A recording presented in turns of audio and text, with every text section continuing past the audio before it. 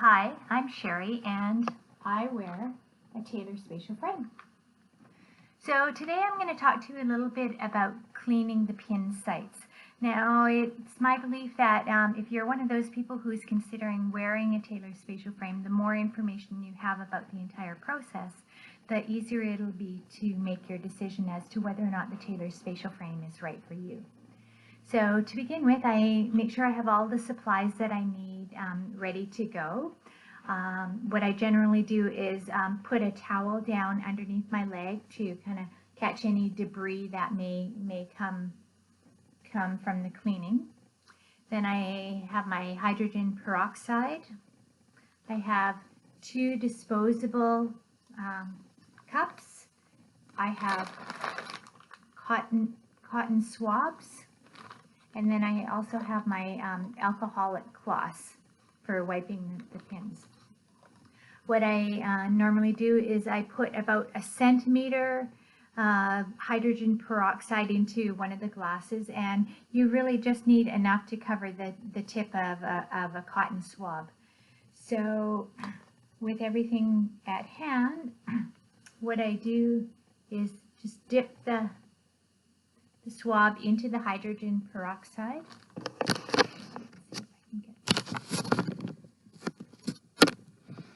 And generally just start cleaning around the pin sites. Now as you go, you're removing dead skin cells, and there usually tends to be a bit of gunk as the pin sites have been oozing a bit over the course of the day. Now, one thing that's important to remember is to make sure that you always use the clean end of the swab, and you never use the same swab on different pin sites. So always make sure that you're using the clean end of a swab on each new pin site.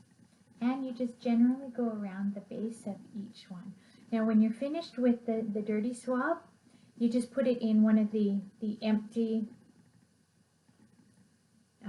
cup, the one that doesn't have the hydrogen peroxide in. And you just do that with each of the pin sites. This one I think I may have already cleaned, but I'm just going to go over it again with a clean. And you just want to gently push the skin down away from the pin. And every time you go to a new pin site, you make sure you're using a new clean end of the cotton swab. And you're just removing, dead skin cells and any of the goo that has accumulated. Now this is not painful. The peroxide doesn't cause any discomfort at all. And so you just gently go.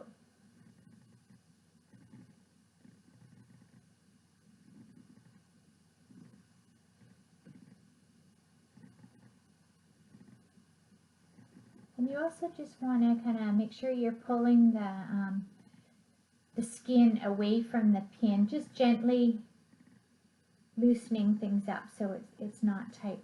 And throughout the day, as your leg swells and then the swelling comes down again, you'll find that you may have the skin may tent around a pin site, and that just means that it's a little higher at the point of the pin site than the rest of the skin. So I don't think I have any tenting today to show you. But when you do have the tenting, you just want to gently pull massage the skin away from the pin. And yeah, so you just want to make sure you go through and do each one and just clean, any of the debris and the skin cells that are accumulating at the bottom. Now, through this process, you go through a lot of cotton swabs, so I probably go through about between 10 and 20 swabs, depending on how dirty my pin sites are. And I do this cleaning every couple of days. and that's just to, you know, ensure everything stays clean. And I'm really doing my best to kind of avoid infection. So the cleaner, you know, you keep it, the less likely you will be to get an infection. Now my surgeon tells me that everybody gets infections. That's just part of this journey. And yes, I've had a couple already. It's not fun. The pin sites, when we were making the adjustments, were far more sensitive, and I was more prone to infection at that time. And I think there was only one time that I had an infection in the bone, and as soon as it became extremely uncomfortable, then I was able to get on the antibiotics right away, and then it, you know, within 24 hours it had brought it back to, you know, being manageable. So, you know, these are things that you just, you know, want to be aware of, that, you know, it's part of the journey. And so I hope you can see. And, you know, if you're ever not sure about, you know, which end, you know, on your cotton swab, then just get a new one. Don't risk it. They're, you know, they're inexpensive, and it isn't, why risk, you know, an infection if you don't, you know, for a few pennies. Not necessary. And you can see, I don't know if you can see on this, but you pick up all kinds of debris. So anyways, that's how it is. And you just do that with each of your pin sites.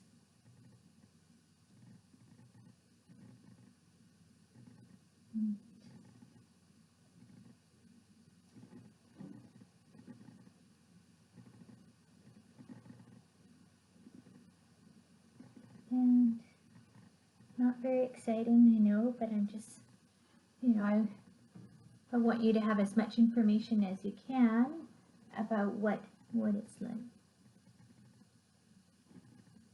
Okay. Now I don't know if you can see very well, but this last pin right here, can you see that? There's a little bit of tenting where the skin is going up a little bit higher on the pin, and I'll just show you how to, and I should make sure that you know that you always wash your hands before doing this. You want to make sure your hands are clean. So here there's a little tiny bit of tenting, not sure if you can see that, but you just gently push the skin away from the pin, and then just kind of clean up the, I'm calling it debris, I don't know what else to, I think they call it slough. But, and yeah, I'm just going to go over these, a couple of these again, because I seem to have.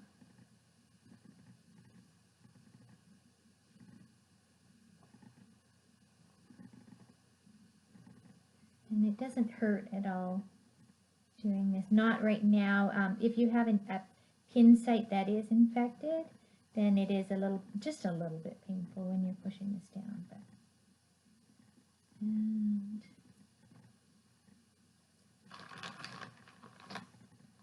this one seems to be needing a bit more. Ouch.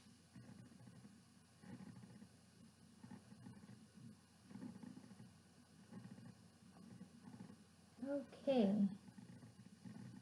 And use the other end,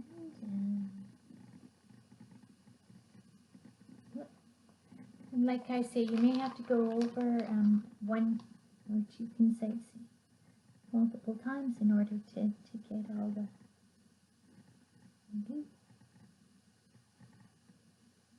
Okay, and that's kind of as easy as it is. And then what I do is I take a little alcoholic cloth that you can get at your pharmacy, and let's see if I can show you here. I just take it and wrap it around the pin site and just give it a little rub. And that will clean any debris that may be on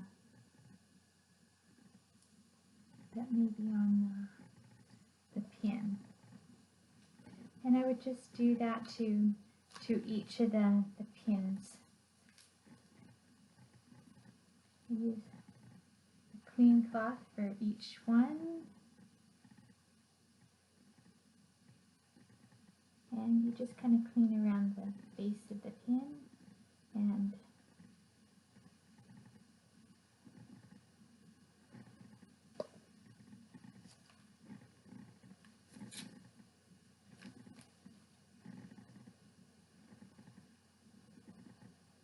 do one more just to give you an idea.